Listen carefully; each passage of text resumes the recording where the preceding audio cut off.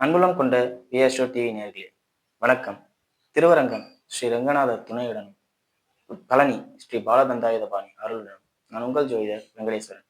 இப்போ நம்ம எதை பத்தி பார்க்க போறோம்னா வைகாசி மாத பலன்களை பத்தி பார்க்க போறோம். பலன்களை பத்தி பார்க்கறதுக்கு முன்னாடி எந்தெந்த கிரகங்கள் எங்கெங்க இருக்கு, எப்பப்ப பயிற்சி ஆகுது அப்படிங்கிறத பார்ப்போம். ரிஷப ராசியில சூரிய பகவானும் புதன் பகவானும், அதே மாதிரி மிதுன ராசியில குரு பகவானும் சுக்கிர பகவானும், வைகாசி 18க்கு பின் குரு கடகத்துல உச்சநிலை அடைகிறார். அதே மாதிரி வைகாசி 25க்கு பின் சுக்கிர பகவான் கடகராசிக்கு வந்துடுறாரு. சிம்மத்தில் கேதுவும், விருச்சக ரிஷப கும்பத்தில் ராகுவும், சனி எப்பவும் போல மீனத்திலையும், மேசத்துல செவ்வாய் பகவான் ஆட்சி நிலையிலையும் இருக்கார். இந்த மாதிரி இருக்கும் போதுல பொதுவா உலக ரீதியா என்ன மாற்றங்கள் நடக்கும்னா, ரிஷபத்தில் சூரியன்கிறது அரசாட்சியை குறிக்கும். நல்ல அரசாட்சி, வருமானத்தை குறிக்கும். வருமானம் சம்பந்த அரசாங்கம் வருமானத்தை எந்த வழியில் ஈட்டப் போகுது, எப்படியெல்லாம் கொண்டு வரப்போகுது அப்படிங்கிறத பத்தி குறிக்கும். அதே மாதிரி போக்குவரத்து சம்பந்தப்பட்ட விஷயங்கள்ல ஒரு முன்னேற்றத்தை கொடுக்கும். ஏன்னா 4ஆம் இடத்துல குரு உச்சமாக போறார். அப்ப வாகனங்கள் துறையிலையோ போக்குவரத்து சம்பந்தப்பட்ட அமைப்புகளையோ ஏதாவது மாற்றம் நடக்கும். நம்ம கூட தெரியும், நம்ம சிஎம் கூட ஒரு ஸ்கீம் கொடுத்திருக்காரு, அனைத்து மகளிருக்கும் போக்குவரத்து இலவசம். ஸோ அதை கூட இந்த காலகட்டத்துல குரு பயிற்சி ஆனதுக்கு அப்புறம் நிறைவேற்றலாம் அப்படிங்கிறத கூட சொல்லலாம். அதே மாதிரி ரிஷபராசியிலே புதன் இருக்கிறது பேச்சு திறமை உள்ள ராசிக்காரர்களா மாறுவாங்க. அதாவது எப்படின்னா, அரசு சம்பந்தப்பட்ட அனைவருமே பத்திரமா, அதாவது டாக்குமெண்டடா போட்டு வச்சிருப்பாங்க. ஏன்னா சூரியன் புதன் சேர்றாங்களா ரிஷபத்துல, வருமானத்தை டாக்குமெண்ட் பண்ணி காமிப்பாங்க. வருமானத்தை கணக்கு காமிக்கிறது அந்த மாதிரி காமிப்பாங்க. செவ்வாய் ஆட்சி நிலையில இருக்கனால காவல்துறை அதிகாரிகளுக்கு இந்த காலகட்டத்துல அதிகமான சலுகை உண்டு. காவல்துறை அதிகாரிகள் எல்லாத்துலயும் மேம்பட்ட வாழ்க்கைக்கு போவாங்க. உயர் அதிகாரிகள் ப்ரொமோஷன் கிடைக்கிற மாதிரி உள்ள அமைப்பு, நிறைய மாற்றம், போலீஸ்னாவே ஒரு மரியாதை அப்படிங்கிற ஒரு அளவுக்கு கொண்டு வரும். இது நாட்டு ரீதியா நடக்கும் அப்படிங்கிறத சொல்லலாம். சரிங்களா? இப்ப வாங்க 12 ராசிகளுக்கும் எப்படி இருக்கும் அப்படிங்கிறத பார்ப்போம். கன்னிராசி என்பர்களே, ராசிக்கு 9ஆம் இடத்தில் சூரிய பகவான் செஞ்சார். இந்த அமைப்பு உண்மையிலே ஒரு உன்னதமான அமைப்பு தான். ஆரம்பிக்கும் போதுல கொஞ்சம் கஷ்டமா தான் ஆரம்பிக்கும். தந்தைக்கும் உங்களுக்கும் இடையே வாக்குவாதம் முத்தி போறது, சண்டை சச்சரவுகள் வருது, அவங்க பேச்சை நீங்க கேட்க மாட்டேங்கிறீங்க அப்படின்னு நடக்குது. அதே மாதிரி குழந்தைகள் உங்க பேச்சை கேட்க மாட்டேங்கிறாங்க அப்படிங்கிற ஒரு விஷயங்கள்லாம் வருது. இந்த மாதிரிதான் ஆரம்பிக்கும். ஏன்னா இப்படி ஆரம்பிச்சாதான் ஏதாவது ஒரு பிளஸ்ங்கிற விஷயம். எப்பவுமே ஒரு நெகட்டிவோட ஆரம்பிக்கிற ஒரு காலகட்டம் பாசிட்டிவா கொடுக்கும். இது யதார்த்தமான உண்மை. இப்படி ஆரம்பிக்கிறது உங்களுக்கு எதிர்பாராத திருப்பு முனைகளையோ லாபத்தையோ கொடுக்கும். தொழில் சம்பந்தப்பட்ட விஷயங்களை அமைச்சு தரும், இல்ல வேலை வாய்ப்புகளை உருவாக்கி தரும் அப்படிங்கிறத சொல்லலாம்.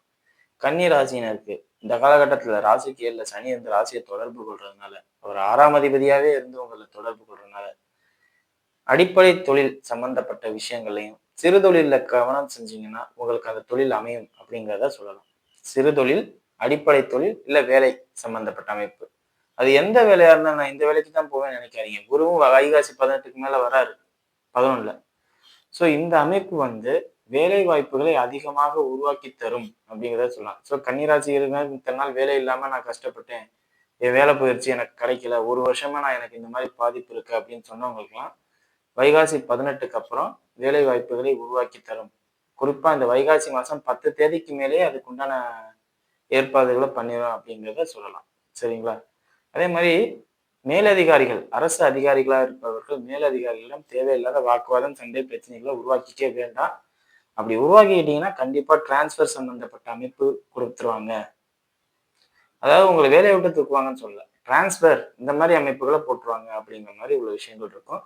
இல்லாட்டி உங்களை தற்காலிகமா வேலை செய்ய விடாததுக்கு என்ன வேணும், இல்ல உங்களுக்கு வருமானத்தை பிடிக்கிற அமைப்பு. இப்போ அரசாங்க அதிகாரிகளா இருந்தா கவர்மெண்ட் போடும் வருமானத்தை பிடிக்க முடியாது. பிரைவேட் கம்பெனில வேலை பார்க்குறவங்க டெம்பரரியா பணத்தை பிடிப்பாங்க முதலாளிகள்.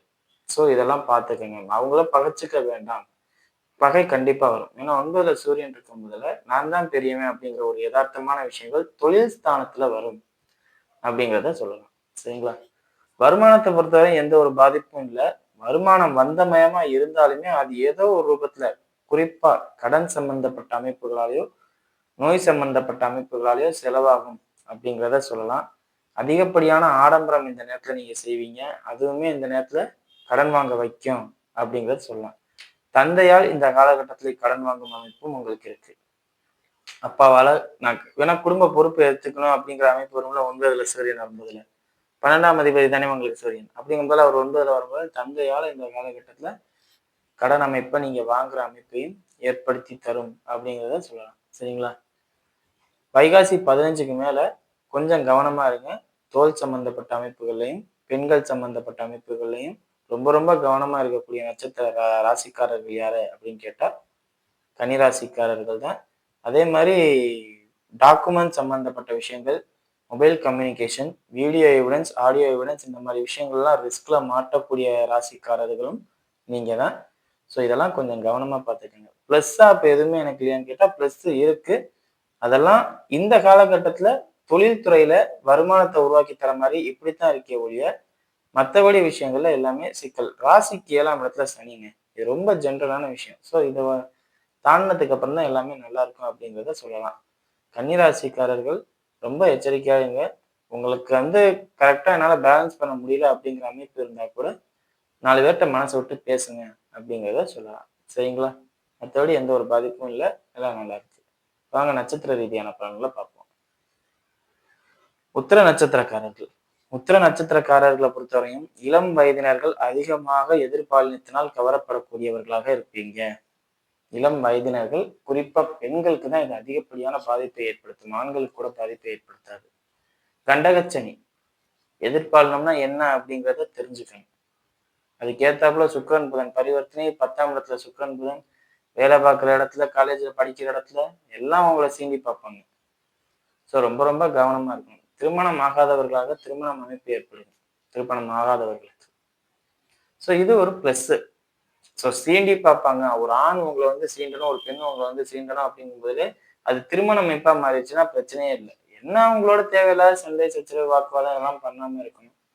பண்ணீங்கன்னா அதுக்கு ஏத்தாப்புல உள்ள பலன்களை நீங்க அனுபவிப்பீங்க. அது எல்லார் குடும்பத்திலும் இருக்கிறது தான். அது எடுத்தோடனே எல்லாருக்குமே 100% சக்சஸ் அப்படின்னு சொல்ல முடியாதுல்ல.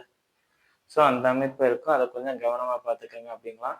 கடன் அமைப்புகள் பெரும்பணம் சம்பந்தப்பட்ட அமைப்புகள்ல கடன் வாங்குற சூழ்நிலைகள்லாம் நடக்கும்.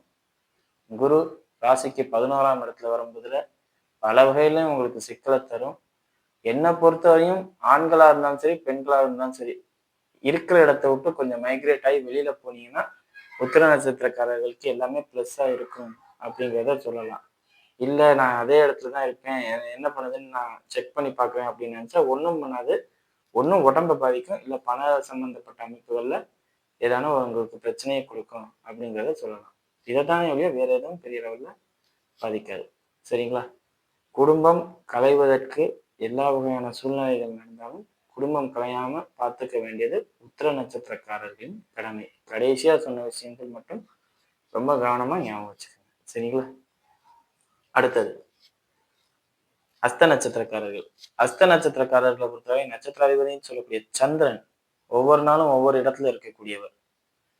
நேரத்துக்கு ஒரு பேச்சு, நேரத்துக்கு ஒரு சிந்தனை, நேரத்துக்கு ஒரு செயல்பாடு இதெல்லாம் நடக்கும். பெண்களாக இருக்கும் பட்சத்தில் நிச்சயம் கர்ப்பப்பை சம்பந்தப்பட்ட அமைப்புகளாலேயோ, பிரைவேட் பார்ட் சம்பந்தப்பட்ட அமைப்புகளாலேயோ ஏதேனும் ஒரு பாதிப்பு ஏற்படுத்தும். மலக்குடல் சம்பந்தப்பட்ட அமைப்புகள்ல பாதிப்பு ஏற்படுறது. ஏன்னா 6ஆம் இடத்துல இருக்கிற ராகு வலுவா உங்களுக்கு தான் வேலை செய்யும். பிரைவசி நிறைய உருவாகும். வெளியில தெரியாம, வீட்டுக்கு தெரியாம அப்படிங்கிற ஒரு சூழ்நிலையை நிறைய உருவாக்கிக்கிட்டு இருப்பீங்க. ஸோ நீங்க யாருக்கிட்ட எதை மறைக்கிறீங்க அப்படிங்கிறதுல கவனமா இருந்துக்கோங்க. பிரைவசி அதிகமான பிரைவசி அப்பாவோட ரகசியங்களா இருக்கும், அம்மாவோட ரகசியங்களா இருக்கும், உங்களோட செல்ஃப் ரகசியமாவே இருக்கும், இல்லை கணவன், மனைவி, நண்பர்கள் நிறைய விஷயங்கள் உங்கள்கிட்ட வரும். பிரைவசியான விஷயங்கள். அதை நீங்க தயவு செஞ்சு யார்ட்டையும் வெளிப்படுத்திடாதீங்க. வெளிப்படுத்துறதுனால தான் உங்களுக்கு பிரச்சனை வரும். உங்களுக்கு பிரைவசி அதாவது எல்லாரோட ரகசியங்களும் உங்களுக்கு தெரிய வரும். தெரிஞ்சு அதை வெளிப்படுத்திடாதீங்கன்னு தான் நான் சொல்றேன். வெளிப்படுத்தினீங்கன்னா அதனால உங்களுக்கு தான் அசிங்கம், உங்களுக்கு தான் பாதிப்பு. இன்னைக்கு இல்லாட்டியும் பின்னாடி அது உங்களுக்கு ஒரு பெரிய பிரச்சனையா வரும் அப்படிங்கிறத சொல்லலாம். தந்தையின் உடல்நிலை ரொம்ப ரொம்ப கவனமா பார்த்துக்கோங்க. உதவி பண்றதுக்கு யாரும் வரமாட்டாங்க. யாரையும் நம்பி இருக்க வேண்டாம். அவங்க உதவி பண்ணுவாங்க, இவங்க உதவி பண்ணுவாங்க அப்படிங்கிறத யாரையும் நம்ப வேண்டாம். யாரும் உங்களுக்கு இந்த காலகட்டத்துல உதவி பண்ண வரமாட்டாங்க அப்படிங்கிறத சொல்லலாம். உங்களோட லைஃப் பார்ட்னருக்கு இந்த காலகட்டத்துல வருமானம் அதிகமா கிடைக்கும், சம்பாத்தியம் இருக்கும். உங்களுக்கு வருமானம் இருக்கோ இல்லையோ அவங்களுக்கு வருமானம் இந்த காலகட்டத்துல அதிகம். ஆணா இருந்தா பெண்களுக்கும், பெண்ணாக இருந்தா ஆண்களுக்கும் வருமானம் அதிகமா கிடைக்கும் லைஃப் பார்ட்னருக்கு அப்படிங்கிறத சொல்லலாம். சரிங்களா? இது ஒரு பிளஸ். கவனமா பார்த்துக்க வேண்டியதுன்னு பார்த்தா தந்தையும் உங்களோட வயிற்று பகுதிகளையும் கவனமா பார்த்துக்கணும். சரிங்களா? மற்றபடி எந்த ஒரு பாதிப்பும் இல்லை. அடுத்தது சித்திரை நட்சத்திரக்காரர்கள். சித்திரை நட்சத்திரக்காரர்களை பொறுத்தவரை நட்சத்திராதிபதி செவ்வாய் ஆட்சி நிலையில இருக்கார். ஆனா ராசிக்கு 8ல இருக்கார். இது தொழில் தொழில் தொழில்னு போகும். இல்லாட்டி குழந்தைகள் சம்பந்தப்பட்ட விஷயங்கள்ல ஏக்கத்தை உருவாக்கும் அப்படிங்கிறத சொல்லலாம். ஒண்ணு தொழிலை நினைக்கும், இல்ல குழந்தைகள் விஷயத்துல ஏக்கத்தை கொடுக்கும் அப்படிங்கிறத சொல்லலாம். இல்ல தந்தை விஷயத்துல ஏக்கத்தை கொடுக்கும் அப்படிங்கிற ஒரு அமைப்பை கொடுப்பதுதான். இது பெரிய லெவல்ல பாதிக்காது. அதிகப்படியானோர் நிச்சயம் கன்னிராசி சித்திரை நட்சத்திரக்காரர்கள் இந்த காலகட்டத்துல ஒன்றும் வாகனம் வாங்கணும், இல்ல கால்நடை வாங்கணும், இல்ல பூமி வாங்கணும், இல்லாட்டி கண்டிப்பா வீடு கட்டிக்கிட்டு இருக்கணும். இதுல ஏதாவது ஒண்ணு உங்களுக்கு கிளிக் ஆயிரும். லோன் வாங்கியாவது வீடு கட்டுற அமைப்பை ஏற்படுத்தி தரும்.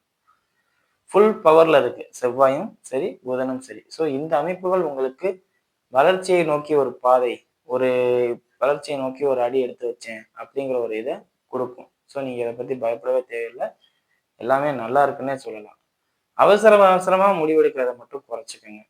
உடனே பண்ணணும், உடனே செய்யணும் அப்படிங்கிறத மட்டும் விட்டுருங்க.